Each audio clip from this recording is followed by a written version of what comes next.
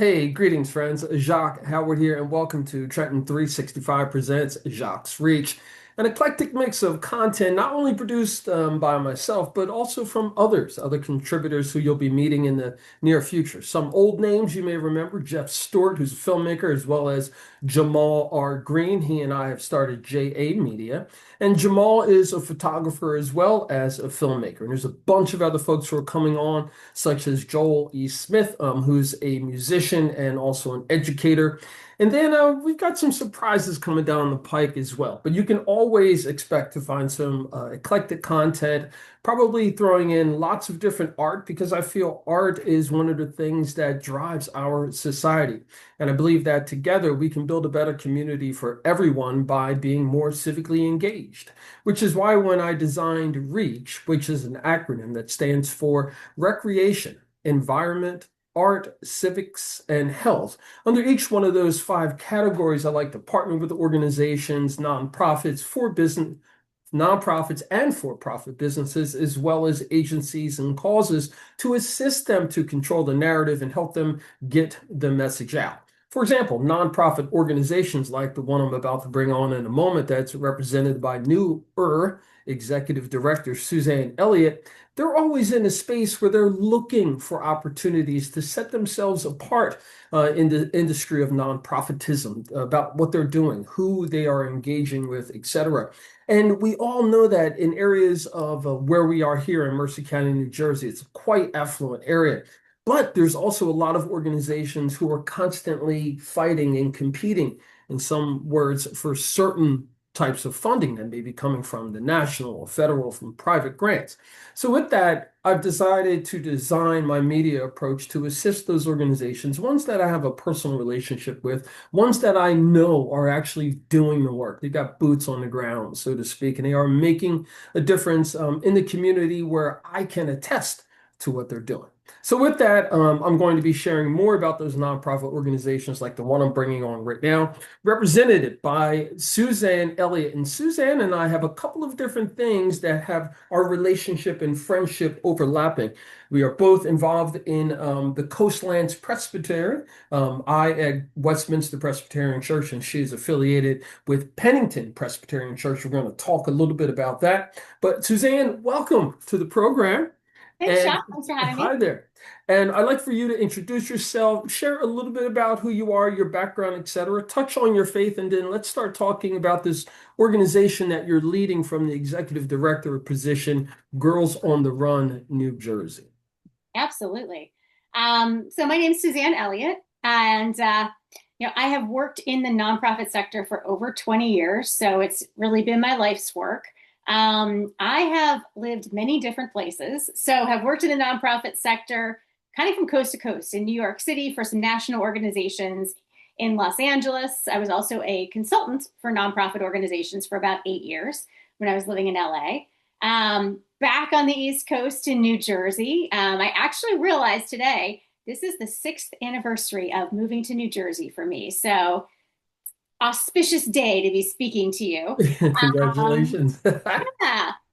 So nonprofits just been in my blood really for my entire career, and service too. Service going back further than, my time as a career. I grew up in the Presbyterian Church, and giving back, service, volunteering, using our gifts to share God's love has been part of my life since I was a kid, thanks to my parents growing up in Western Pennsylvania.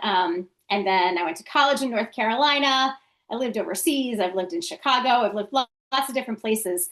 But as I've traveled around, it kind of the church has really been a constant. My faith has been a constant. And anytime I've landed in a new place, big or small, I've tried to find a local church where I could connect, meet folks, and get involved. Often those have been Presbyterian churches, but not always.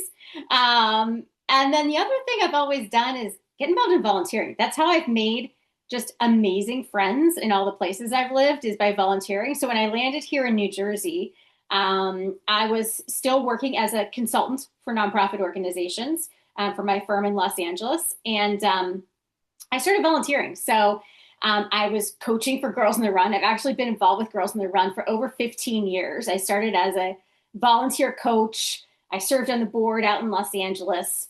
So started coaching here in New Jersey. I also have two young daughters, so I lead two Girl Scout troops. And joined Pennington Presbyterian pretty early on in moving here and got very involved in the mission work there.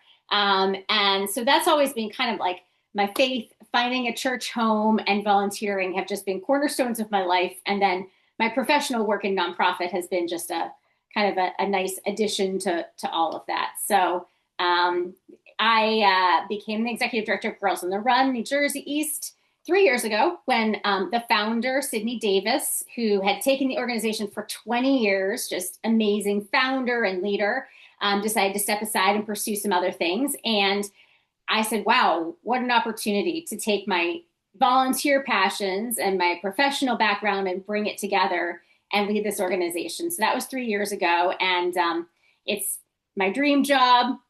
It was 3 years ago. It still is. Just empowering girls, empowering women has really been a huge part of my life, professionally and personally. So that's the snapshot, Jacque, of who I am.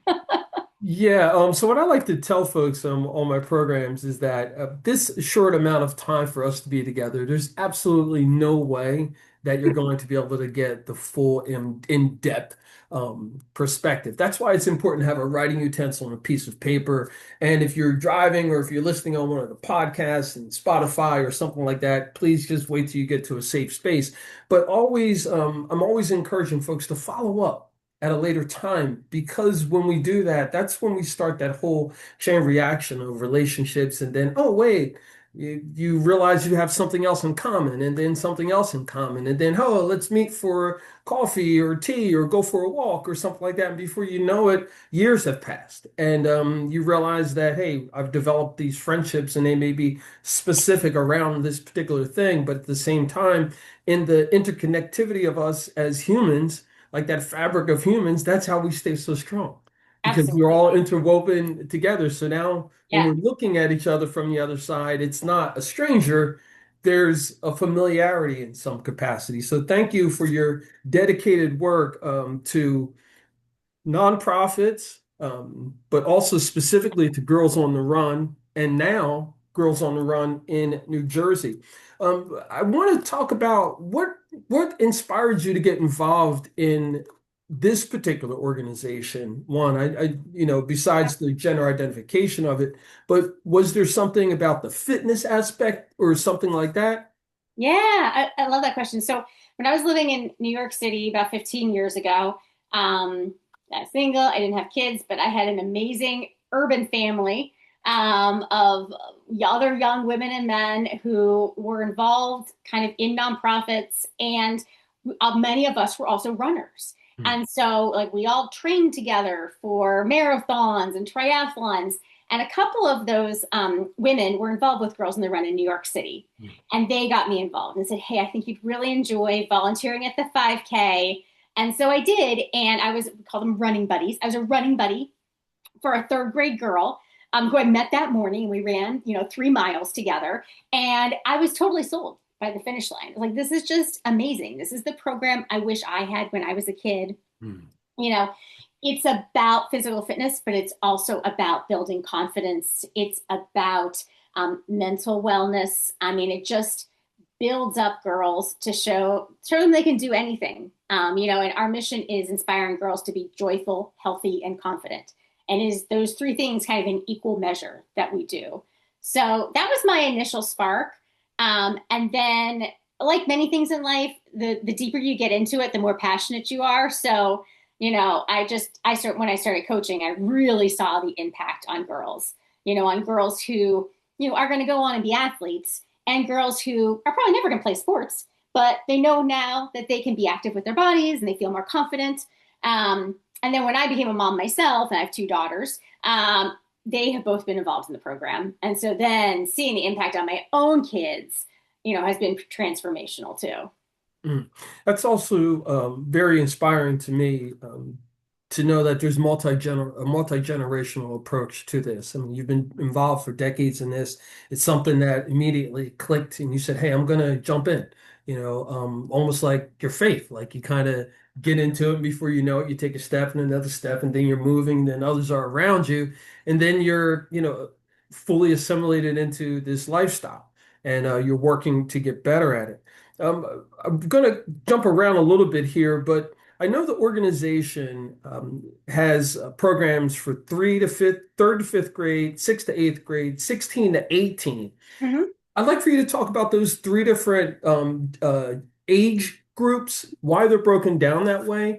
And then I'd like for you to talk about the importance of us recognizing that girls at different stages of their lives need different things. And we need to have folks who have gone through those experiences designing what girls should be doing, not a bunch of guys who are, somewhere making up some sort of rules or ideas. Please. Yeah, so our core foundational program is for third to fifth grade girls. And research has shown that girls' confidence starts to drop dramatically at age 8.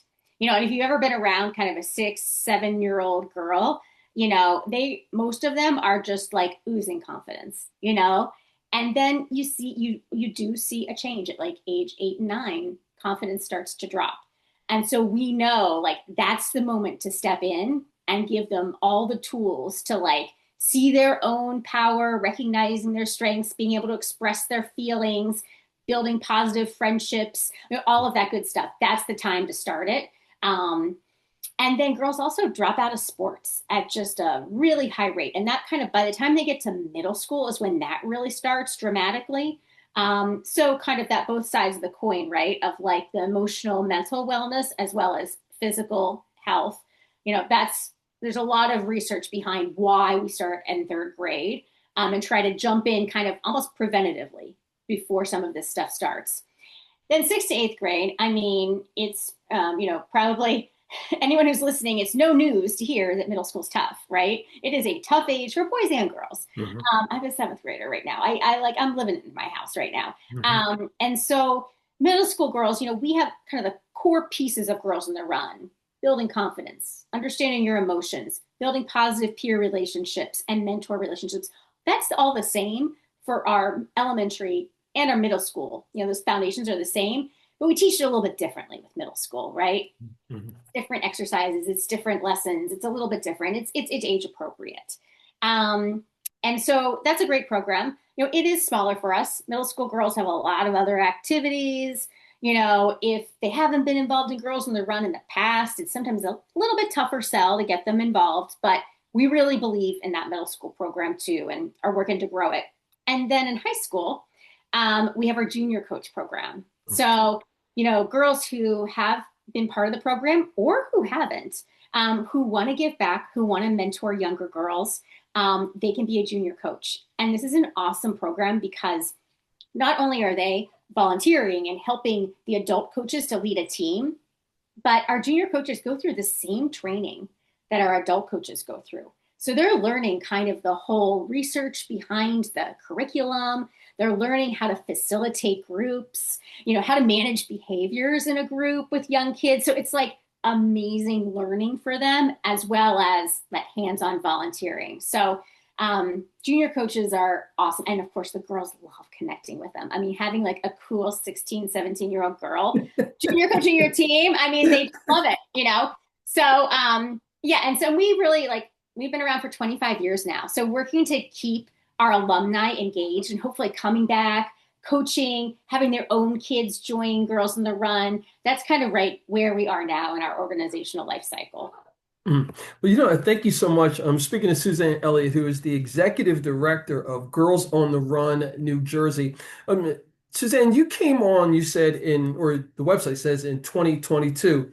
With coming on in this area, there's a lot of nonprofits. There's Mm-hmm. a lot of things to take interest, time away from just living life in general, school and so forth. Can you talk about some of the challenges that you have had with getting audiences involved, getting girls to participate, maybe even their families, recognizing, how important this is, et cetera? Yeah, I mean, there's so much going on for families. There's a lot going on for people to volunteer. Um, so we sometimes run up against a perception of, are we a sport? Well, no, we're not a sport, But some people kind of want us to be a sport. So we'll sometimes hear, well, why aren't we running more? Why aren't we like running the whole time during practice? And we have to kind of say like, well, that's half of what we do, but the other half is like the character education and everything else. But so I think kind of the just pulls on everybody's time, and the, challenges that families have every day with, you know, parents working and childcare after school and trying to get kids places and everything else. All of those are challenges that I think all activities and after school organizations face. And sometimes we also have to kind of get people to understand what we're really about. That even though it runs in our name, and like, we have this girl running on our actual logo, that we're more Which is than just very cool, running. by the way, which is very cool. We're more than just running. So well, those are sometimes challenges, but I have to say, um, once people kind of understand, it doesn't take that long to get it, but once people understand, and oh my gosh, once they've seen the program or come to one of our 5Ks at the end of the season and they see like third grade girls, 8-year-olds crossing that finish line for the first time, everybody gets it. And it's a lot easier. And I think our biggest thing is, I really, obviously, I believe in what we do. I believe I see the impact, but I know we are one piece of the puzzle. Like we have to be working with schools. We have to be working with, other nonprofits that are, supporting kids in other ways in other parts of their lives to have that kind of holistic support for kids everywhere. So I'm never going to say that we're like the only answer, the only game in town. Like we got to work with all the other schools, nonprofits, groups that are supporting kids. And so I spend a lot of time on that. And since moving to New Jersey and moving into this role, I put a lot of time into just getting to know other folks who are with organizations, with agencies that are serving youth in our community. So we can all work together. Absolutely, community building.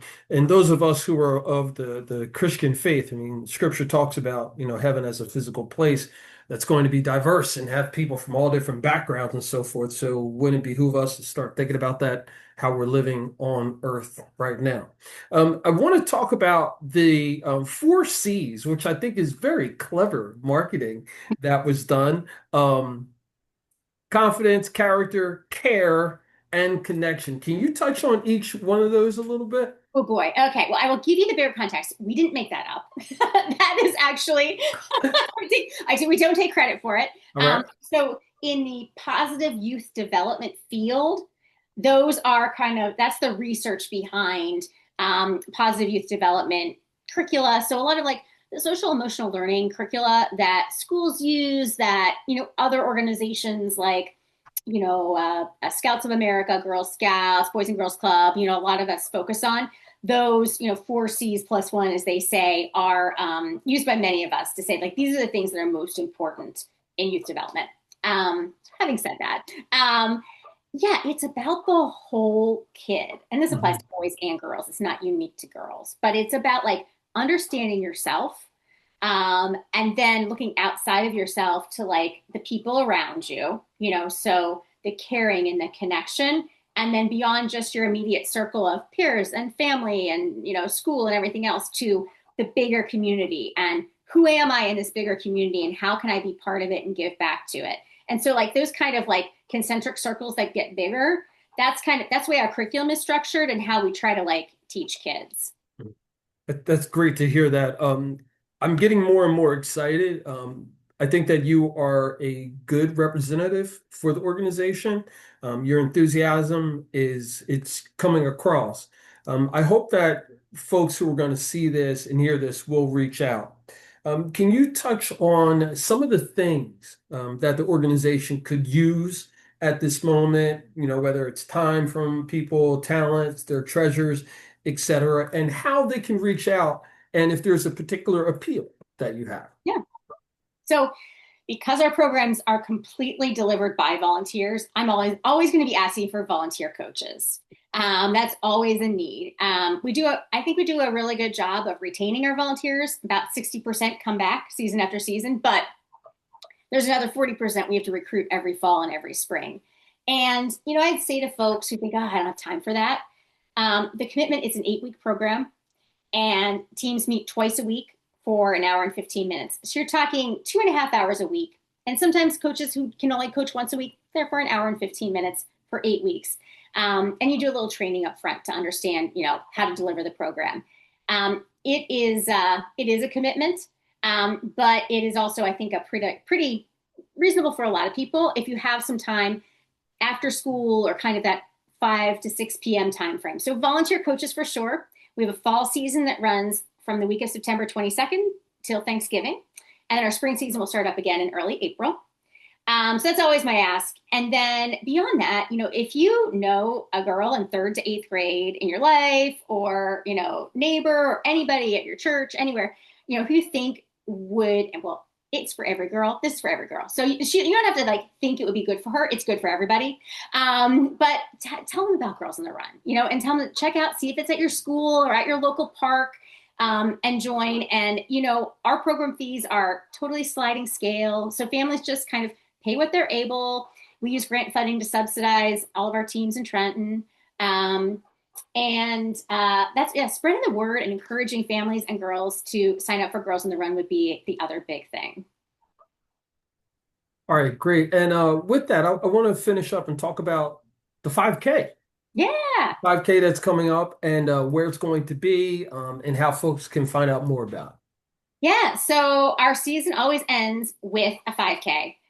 So the girls they're training for it throughout the season, and they come together with their running buddies and families and friends and coaches and do a 5K. And we need oodles of volunteers for the 5K. So if you can't commit to being a volunteer coach, if you can give a few hours on a Saturday or Sunday morning and hand out water or medals, or it's a great way to get involved. And that's all on our website, and I can give our website in a moment.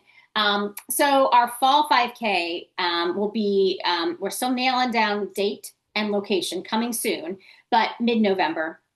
And we'll be in Mercer County. We have other 5Ks in other locations, but here we're in Mercer. This past spring, we were at Mercer County Community College.